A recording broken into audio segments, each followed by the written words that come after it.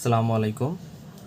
আজকে আপনাদের কে আমাদের যে সিনো টাইমারের যে টাইমার সুইচটা আছে সেটার আর কি আপনার একটা প্রবলেম নিয়ে কথা বলবো। সেটা হচ্ছে এই ডিভাইসটা অনেকে আপনারা নিয়ে ফেলে রাখেন, দীর্ঘদিন ধরে ফেলে রাখেন। এটার ভিতরে একটা রিচার্জেবল ব্যাটারি আছে।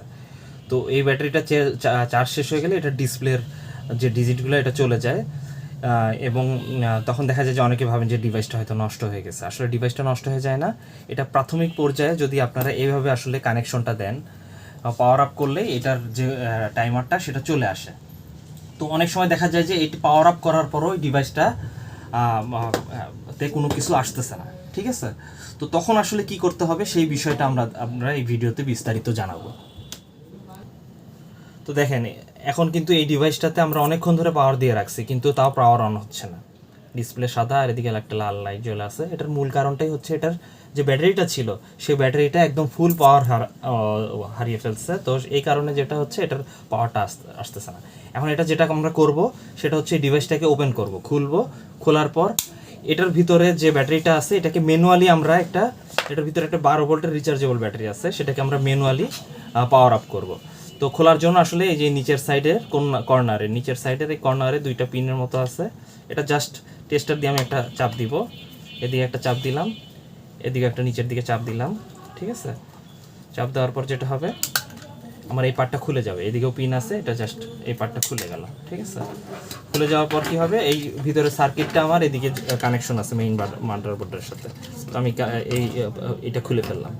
খুলে ফেলার পর আমাদের কাছে যেহেতু মিটার আছে, তো আমরা মিটারে কিন্তু টেস্ট করতে পারবো যে আসলে এটার মাদারবোর্ডে লেখা আছে কোন দিক, একদিক পজিটিভ আর একদিক নেগেটিভ। তো দেখা যাচ্ছে যে মিটারে এখন আমরা যদি দেখি ভোল্টেজ আসতেছে না, একদম 0.38 আসতেছে।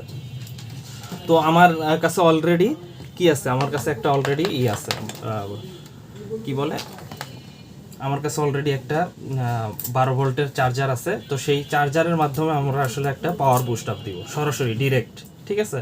দেখা যায় যে আমাদের মোবাইলেও অনেক সময় এরকম হয়। তো দোকানে নিয়ে আমরা যেটা করি, সার্ভিস সেন্টারে গেলে আমাদের সরাসরি খুলে চার্জ দিয়ে দেয়। তো সেই কাজটাই এখানটা আমরা আসলে করছি, যে এখানটা পজিটিভ 12 ভোল্টের চার্জারের যে পজিটিভ প্রান্ত আছে, পজিটিভ প্রান্ত পজিটিভে আর নেগেটিভ প্রান্ত নেগেটিভে দিচ্ছি, দিয়ে আমরা একটা ইনিশিয়াল পাওয়ার বুস্ট আপ করবো। তো করলে যেটা হবে যে আমার ব্যাটারিটাতে পাওয়ার আসবে। এটা আনুমানিক আপনার যদি আপনার 12 ভোল্ট 5 অ্যাম্পিয়ারের একটা অ্যাডাপ্টার হয়, তাহলে 2 থেকে 3 মিনিট বা 5 মিনিট আমি এটাকে চার্জ আপ করব সরাসরি ডিরেক্ট। এবং যখন এর কানেকশনটা দিব, দেখা যাবে যে ব্যাটারিটা গরম হয়ে যাচ্ছে। তো বুঝতে হবে যে তখন চার্জ উঠতেছে আর কি, ঠিক আছে? তো এই ইনিশিয়াল যে পাওয়ার আপ, সেই পাওয়ার আপটা করলে তখন দেখা যাবে যে সরাসরি যখন আমি এসি ভোল্টে কানেকশনটা দিব, তখন এটা আপনার ওপেন হয়ে যাবে, অর্থাৎ অন হয়ে যাবে ডিভাইসটি সরাসরি।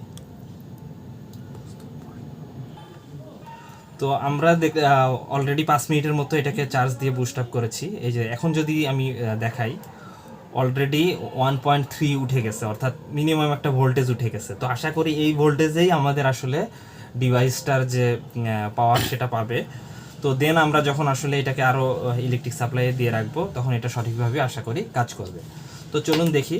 তো ঠিক লাগানোর সময় ঠিক এটা একটা পিন আছে, এটা একভাবে ঢুকাতে হয়, এক সাইডে আপনার পয়েন্ট করা আছে, সেদিকেই ঢুকাতে হবে।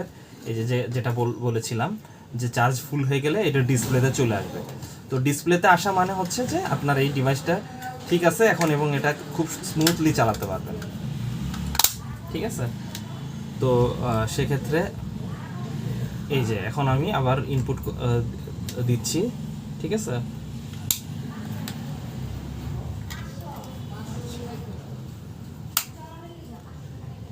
তো এখন আমি যেহেতু ইনপুট দিলাম, অলরেডি পাওয়ার পেয়েছে। এটাকে কীভাবে বুঝবো? আমি ম্যানুয়াল বাটনের চাপ দিলে অন হচ্ছে, অফ অফ বা অফ করলে অফ হচ্ছে। এখন ডিসপ্লেতে অফ আছে, ম্যানুয়ালি অন করলে অন হচ্ছে। তো তার মানে ডিভাইসটা ওকে আছে, ঠিক আছে? তো আশা করি এইভাবে আপনারা আসলে ডিভাইসগুলোকে সঠিকভাবে কাজ করতে পারবেন।